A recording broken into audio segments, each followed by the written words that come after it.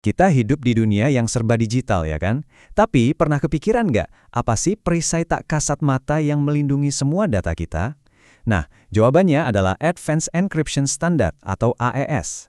Yuk kita bedah bareng-bareng gimana teknologi ini bekerja tanpa henti buat jaga keamanan kita semua. Coba deh bayangin, Anda kirim pesan, transfer uang, atau sekedar browsing biasa. Tapi gimana caranya semua informasi pribadi itu tetap rahasia? Jawabannya ada pada satu kata yang super kuat, enkripsi. Dan sang jawara di dunia enkripsi inilah yang akan jadi topik utama kita. Oke, ini dia peta perjalanan kita. Kita mulai dari masalah keamanan digital yang ada, lalu kita kenalan sama standar baru yang jadi juara. Kita bakal intip cara kerjanya, kenapa dia yang terbaik, di mana aja kita pakai AES setiap hari, dan apa tantangan terbesarnya di masa depan. Siap? Langsung aja kita mulai. Jadi, kenapa sih kita butuh banget sama AES? Nah, untuk jawab itu, kita perlu sedikit mundur ke masa lalu, ke era awal digital, di saat penjaga keamanan data yang lama mulai kelihatan lemah. Anggap aja enkripsi itu kayak mesin pengacak super canggih. Pesan asli Anda atau kita sebut plain text dimasukkan, terus mesinnya bekerja dan voila, pesannya jadi kode acak-acakan yang nggak ada artinya. Ini namanya ciphertext. Satu-satunya cara buat balikin pesannya lagi, ya cuma pakai kunci rahasia yang tepat. Tanpa kunci itu pesan Anda cuma tumpukan karakter aneh. Dulu, selama puluhan tahun, rajanya keamanan digital itu adalah Data Encryption Standard atau DES. Sejak tahun 70-an, dialah benteng yang ngelindungin data-data penting pemerintah dan industri. Pada masanya, DES ini dianggap nggak bisa ditembus sama sekali.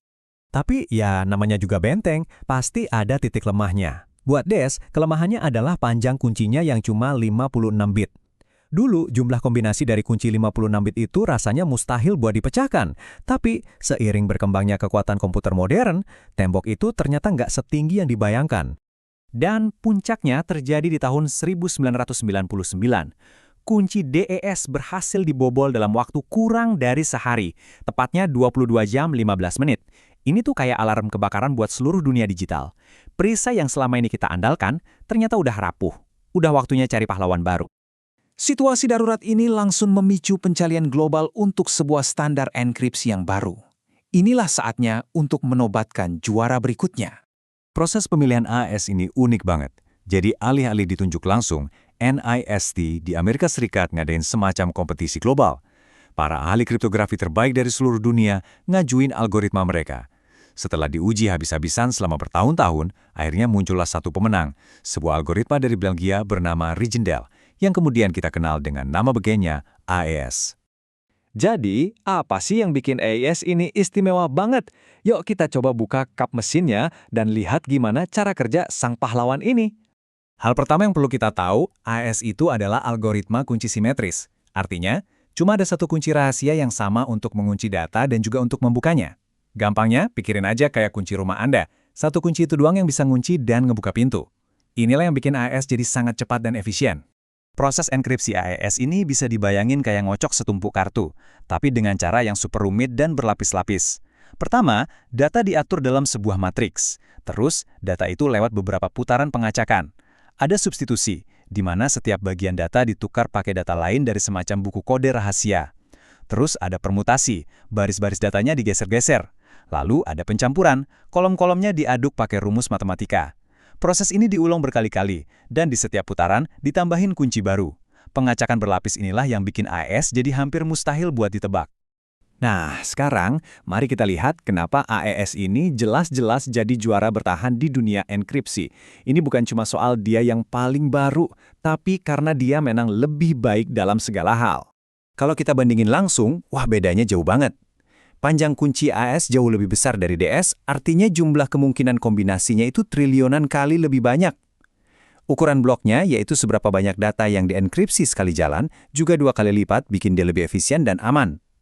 Sederhananya, kalau standar lama udah dianggap nggak aman, keamanan AES ini dinilai luar biasa.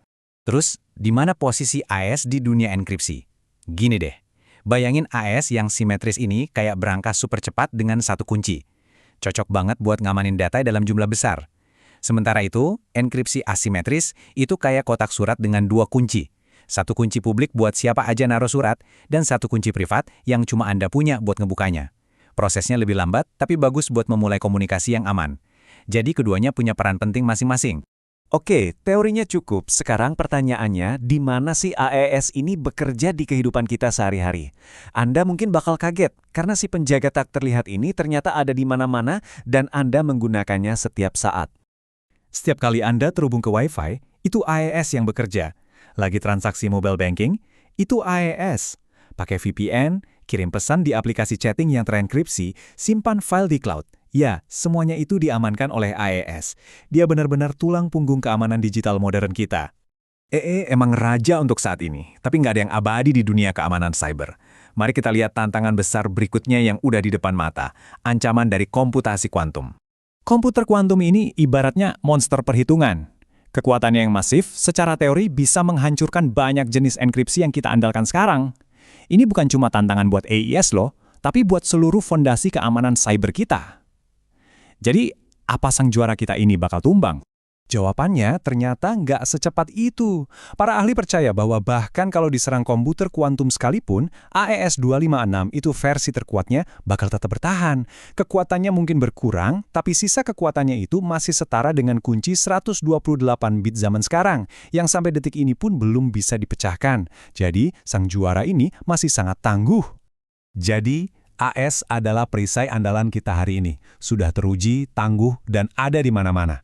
Tapi, perlombaan di dunia keamanan cyber ini kan nggak pernah berhenti.